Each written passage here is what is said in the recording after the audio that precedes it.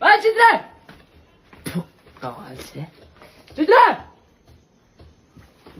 चित्र के भयो सिकल ल्याइन न मलाई किन सिकल र एउटा यत्रो मुङ्गो भए पनि घटी भए पनि ल्या त किन के भयो हा के भयो ल्याइन चुपचाप जा त छिटो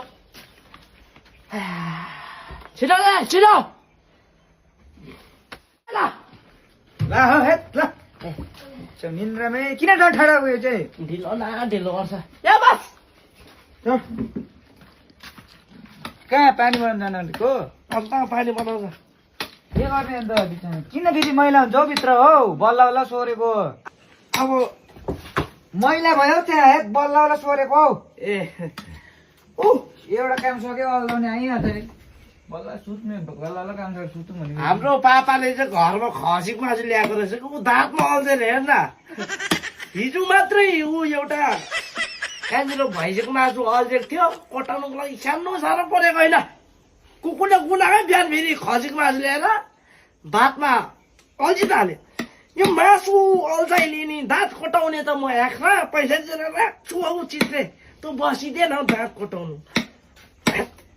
यो धनी हुनु पनि साह्रै तिमीहरू त हुनु पनि आलु खान्छौ के सुन नकोला त्यो मासु खिचेन सुन नकोला अलि झेले त म कटाइदिउँ मै मुखमा लोतार घुचु गर्न निकालिदिन्छ अहिले त्यो मासु खानु सुन नको मासु खायो भनेर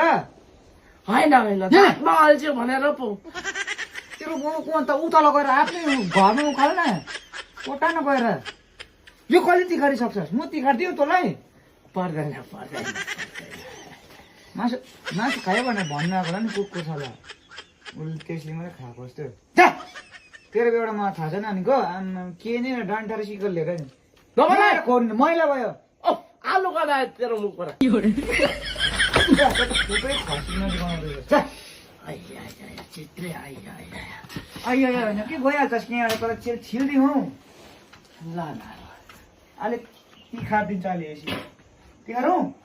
नदेखा जान्छस् कि हात